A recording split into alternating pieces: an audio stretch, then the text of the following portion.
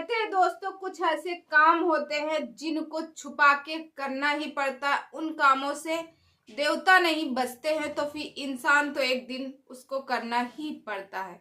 तो दोस्तों, सेठ धनी राम को अपनी नौकरानी से मिलने के लिए मुंह में रात में कपड़े बांध के जाता था।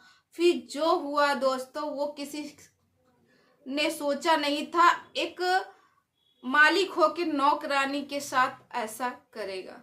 नमस्कार दोस्तों, मैं मधुलिका आप सबका स्वागत करती हूँ आपके अपने YouTube चैनल जिसका नाम है मधुलिका UPRVL।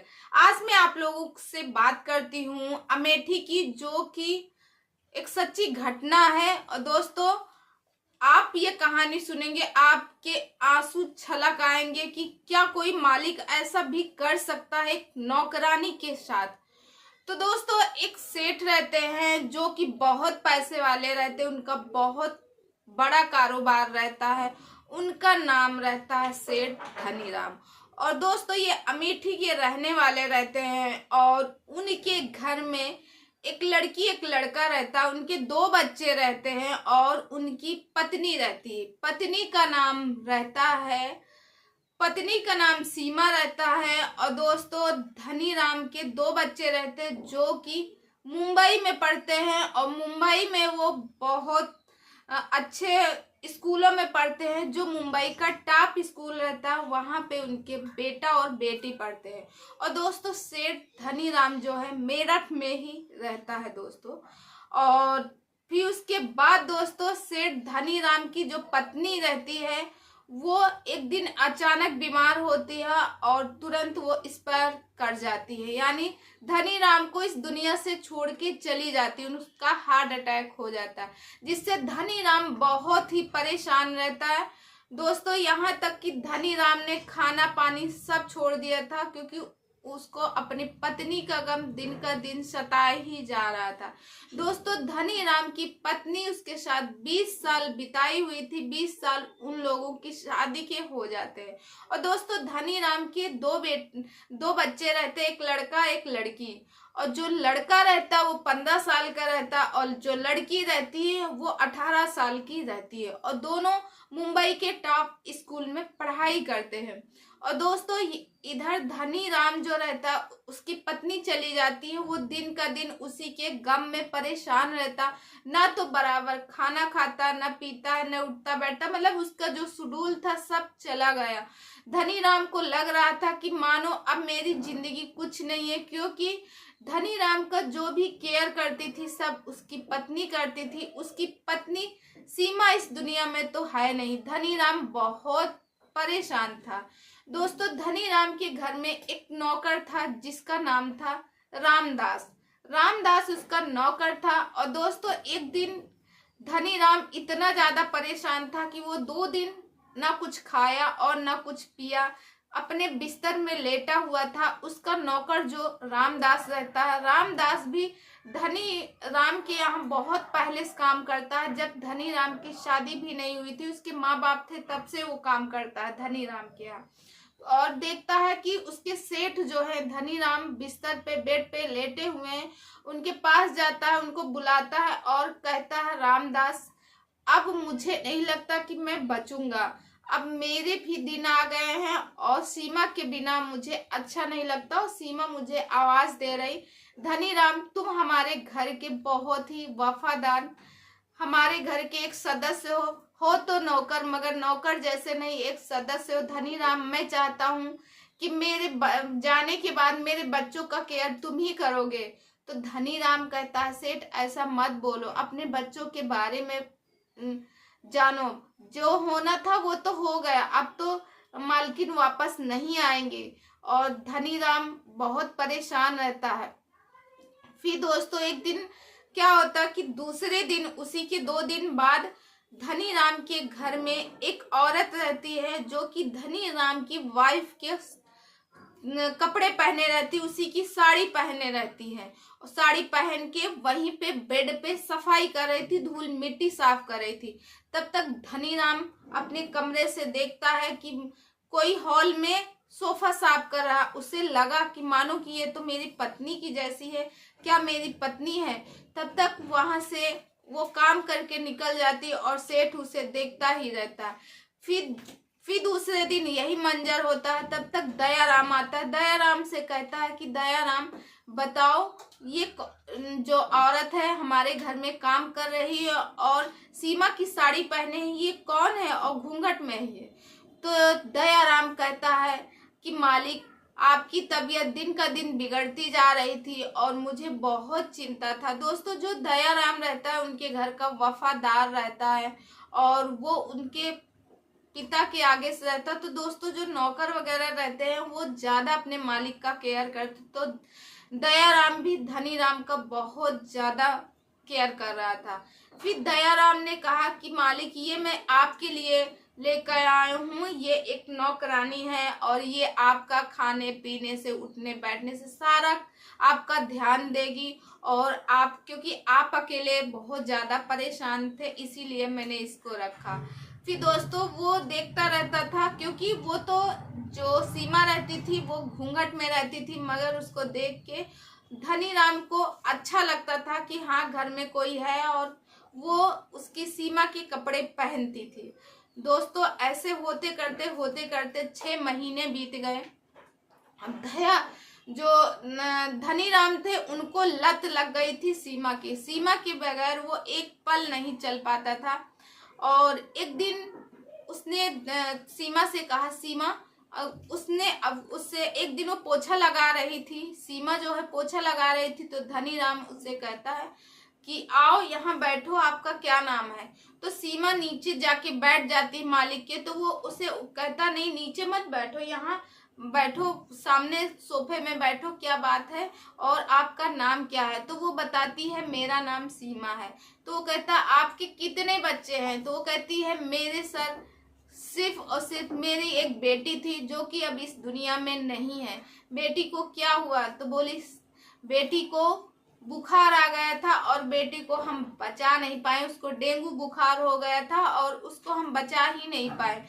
क्योंकि मालिक, आप जानते हो मैं बहुत गरीब हूँ और गरीबों के पास इतना पैसा नहीं रहता कि उनको हम बड़े बड़े हॉस्पिटल में ले जा सके। और गांव घर में तो पता ही नहीं चलता डेंगू क्या है। बस 2 दिन के बुखार में मेरी बेटी मुझे छोड़ के चली गई, जो कि इस समय 20 साल की थी।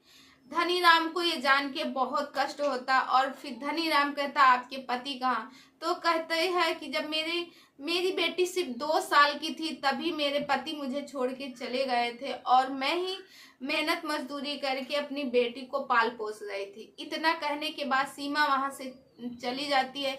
धनीराम जो है सीमा के लत हो जाती है, वो सीमा के बगैर एक दिन भी नहीं चल पाता। जब धनीराम अच्छा हो जाता तो अपने ऑफिस जाता, अपना कारभार देखता, कंपनी जाता, तो धनीराम को महसूस होता कि मैं पहले से ज्यादा अच्छा हूँ और ज्यादा ताजगी महसूस करते। जितने ऑफिस में रहते सब लोग तारीफ करते हैं कि सर बहुत अच्छा हुआ सेठ जी, जो आपकी तबीयत सही हो गई और आप पहले से बेहतरीन लग रहे हैं। तो धनीराम कहता है कि ये सब सीमा का देन है, सीमा ने इतनी केयर की जिसकी वजह से। दोस्तों, दूसरे दिन सीमा नहीं आती है काम पे। जब सीमा नहीं आती है तो धनीराम बेचैन हो जाता है। पूरे घर में, किचन में, बालकनी में, हर जगह, डाइनिंग टेबल, मतलब हर जगह उसको देखता, वो कहीं नहीं दिखती। जब वो कहीं नहीं दिखती तो फिर जो धनीराम रहता वो बुलाता है दयाराम को। दयाराम को कहता है, दयाराम, सीमा क्यों नहीं आई, कहाँ गई? तो वो कहता है कि सेठ, सीमा की तबीयत खराब है जिसकी वजह से वो नहीं आई और उसकी केयर करने वाला भी कोई नहीं। तो अब जो ये धनीराम रहता वो दयाराम से कहता, मुझे सीमा के पास लेके चलो, मुझे सीमा से मिलना है। तो दयाराम कहता, सेठ, अगर आप इस तरह गाड़ी से जाओगे सीमा के यहाँ और वो गरीब है, और सेठ आप जानते हो गरीबों को तो सब लोग 50 तरह की बातें करते हैं, आप उससे कैसे मिल सकते हो? आप ऐसा करो कि रात में चलना। तो उसने कहा, ठीक है, मुझे कैसे भी करके सीमा से मिलना है, ठीक, मैं रात में ही चलूंगा। अब रात में, जब रात के 11 बजते हैं तो धनीराम और दयाराम दोनों लोग सीमा से मिलने जाते हैं। जो धनीराम रहता पूरे मुंह में कपड़े बांध के जाता है। दोस्तों, जैसे कि मैंने स्टार्टिंग में बताया था आपको, पूरे कपड़े मुंह में ऐसे बांध के जाता है और उसके सिर्फ आंख ही खुली रहती है। कपड़े बड़े फटे फटे थोड़ा सा पहन के जाता है कि लोगों को ये ना लगे कि हम बहुत पैसे वाले हैं और इससे मिलने आए। फिर जब वहां जाता है तो वहां पूछता है कि सीमा का हाल चाल देखता है। सीमा की तबीयत खराब रहती, उसको सीमा को कुछ पैसे देते हैं इलाज के लिए और कहता है कि तुम अपना देखभाल करो, 1-2 दिन और नहीं आओगी तो चलेगा। और उधर सीमा का चेहरा अभी आज तक उसने देखा नहीं था। और दोस्तों फिर उसके बाद वहां चला जाता है। सीमा ठीक 3 दिन बाद फिर पहुंचती है। धनी धनी राम देखता है कि सीमा वापस आ गई तो वो कहता, अरे सीमा तुम वापस आ गई हो, तुम थोड़ा सा अपना ख्याल रखा करो, तुम्हारी भी तो तबीयत खराब है और इतना काम मत किया करो। मानो कि जैसे धनी राम को सीमा से लगाव हो गया था और दया राम ये सब बातें देख रहा था जब मालिक कह रहे थे। फिर उसके बाद दोस्तों क्या होता है कि सीमा काम करती रहती। एक दिन छुट्टी होती है और उसके बेटा और बेटी आते हैं मुंबई से। जब मुंबई से आते हैं तो देखते हैं कि एक औरत है जो कि घर में बहुत काम करती है और बहुत सबका ख्याल रखती है। तो फिर इसके बाद वो कहती है अपने पिता से कि पिताजी ये कौन है जो आपका इतना केयर कर रही, इतना ख्याल रख रही। तो जो धनी राम रहता है वो कहता है बेटा ये एक नौकरानी है, ये काम करती है, हमारे यहाँ काम करने वाली बाई है और ये बहुत केयर करती है और बहुत अच्छी है और ये मेरा छोटे से लेके बड़ी चीजों का ध्यान रखती है। और बेटा 2 दिन तुम भी रहोगे तो इसकी आदत पड़ जाएगी तुम्हें भी। इतना कह के वो चला जाता अपने काम पे। फिर उसके बाद बच्चों के साथ सीमा बहुत जल्दी घुल मिल जाती है। एक दिन जो धनी राम की लड़की रहती है वो सोचती है कि आंटी तो हमेशा सफेद कपड़े ही पहनती है, ज्यादातर वो हल्के और सफेद कपड़े पहनती। उसको लेके मार्केट जाती है और वहां जाके उसको कलरफुल कपड़े दिलवाती है, साड़ियाँ दिलवाती है रंगीन। जब रंगीन साड़ियाँ लेके आती है और वो लेके आती है और फिर उससे प्रॉमिस करती है, आंटी आपको मेरी कसम अब आप कभी घूंघट नहीं निकालोगी, आप घूंघट खोल के रखोगी। फिर उसके बाद दोस्तों एक दिन सीमा क्या करती, दूसरे दिन कलरफुल कपड़े वही साड़ी पहनती है और अपना घूंघट खोल देती है। जब सीमा घूंघट खोल देती है तो धनी राम देखता है और क्योंकि धनी राम को सीमा की लत हो गई थी, धनी राम को लगता है ये घर में कौन आ गई, क्या कोई नई नौकरानी मेरे बच्चों ने रख ली क्या। अपने बच्चों से बोलता है ये कौन है, तो बच्चे उनके कुछ नहीं बोलते। फिर वो पूछता है सीमा से कि तुम कौन हो, तो वो कहती है सेठ मैं सीमा हूँ। तुम सीमा हो? वो एक बार देखता है तो ऐसे करके मतलब उसका मुंह खुला का खुला रह जाता, ऐसे करके सीमा को बस देखता रहता है। 2 मिनट के लिए उसके ऊपर निगाहें टिका लेता है। फिर उसके बाद जब देखता है तो सीमा से कहता है तुम इतनी सुंदर हो और अपना चेहरा छुपा के रखी थी। तो वो कहती है सेठ मैं चेहरा अपना इस वजह से छुपाई थी, लोग बाग मुझे ताने मारते हैं कि अपने पहले पति को खा गई और फिर उसके बाद बेटी को खा गई, मनहूस है, इसके वजह से मैं ताने सुनने की वजह से मैं अपना चेहरा ढक के रखती थी कि मेरी वजह से किसी और की जिंदगी ना खराब हो। फिर दोस्तों इधर उसकी बेटी कहती है, एक दिन अपने पिता से बात करती है और उसके पिता ऐसे देखते रहते हैं और ये सारा मंजर जो है बेटी और बेटा पर्दे के पीछे से देखते रहते हैं। फिर एक दिन बेटी और बेटा अपने पिता से कहते हैं शाम को खाने के समय में कि पिताजी मैं आपसे एक बात बोलना चाहती हूँ कि आप क्यों ना शादी कर लें। तो वो कहता पगला गई हो, मैं शादी करूंगी। तो वो कहता हाँ, उसका बेटा कहता हाँ पिताजी आप शादी कर लीजिए, क्यों ना आप सीमा आंटी से ही जाए शादी कर लीजिए, कितनी केयर तो करती हैं, मम्मी से भी ज़्यादा केयर करती हैं हमारी आपकी भी। फिर उसके बाद दोस्तों इसके पहले की मैं थोड़ी सी बीच की कहानी बताती हूँ। इधर जब धनी राम की तबीयत बहुत ज़्यादा खराब थी, वो डिप्रेशन में था, जिस दिन उसने बुलाया था दया राम को कि मैं अब बचूंगा नहीं, मुझे लगता है मैं अब इस दुनिया को छोड़ के चला जाऊंगा, मेरे बच्चे की केयर तुम्हें ही करना है। उसी समय दयाराम जो रहता उसके बच्चों के पास जाता मुंबई, और उससे उन बच्चों से बताता है पूरी कहानी की ऐसी ऐसी बात है। सेठ लगता है ज़्यादा दिन बचेंगे नहीं, क्योंकि वो मालकिन के याद में दिन का दिन डूबते जा रहे हैं और डिप्रेशन में जा रहे हैं, ना तो कुछ खाते हैं ना पीते हैं, और आज तो 2 दिन से उन्होंने कुछ नहीं खाया। ये सब बातें जब वो बताते उनके बच्चों को, तो उन्होंने प्लानिंग की थी कि क्यों ना इनकी शादी करवा दी जाए मालिक की, ताकि इनका जो गम है मालकिन से वो थोड़ा सा हट जाए, वो गम भूलने में काम दे।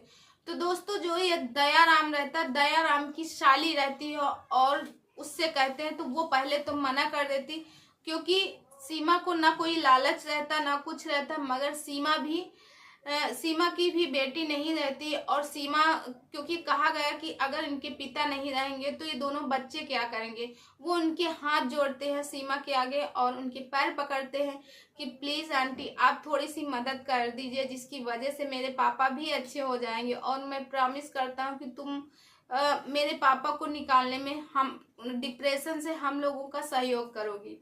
तो इसीलिए वो तैयार हो जाती है। और दोस्तों तो ये इनकी बच्चों की पहले से प्लानिंग रहती है धनीराम को डिप्रेशन से बाहर लाने के लिए, क्योंकि जो उनकी पत्नी रहती है, जिनकी वजह से वो दिन का दिन डिप्रेशन में थे, उन्हीं की याद में परेशान थे, और नौकर ने ये प्लानिंग की थी। तो दोस्तों फिर उसके बाद धनीराम की और उनकी साथ में सीमा की शादी हो जाती है। सीमा और धनीराम सुखी पूर्वक है। और दोस्तों ये सन 2000 की कहानी है, 2000 की सच्ची घटना है, ना कि कहानी है। आज उनके घर में सब भरा पूर्वक है, और अभी भी धनीराम और सीमा हैं, क्योंकि धनीराम भी अभी जीवित है और सीमा भी अभी जीवित है। तो दोस्तों ये कहानी आपको कैसी लगी कमेंट करके जरूर बताइएगा। आई होप आप लोगों को पसंद आई होगी। अगर दोस्तों ये कहानी आपको थोड़ी सी भी पसंद आई हो तो प्लीज़ लाइक कीजिएगा और कमेंट करके ज़रूर बताइएगा। और दोस्तों प्लीज़ मेरे चैनल को सब्सक्राइब कर लीजिएगा, क्योंकि मेरा मोटिवेशन इसी तरह बढ़ता रहे, मेरे आत्मविश्वास बढ़ता रहे। मैं आए दिन आप लोगों के लिए नई नई कहानी लेके आया करूँगी। तो दोस्तों इसी के साथ मैं करती हूँ जय हिंद।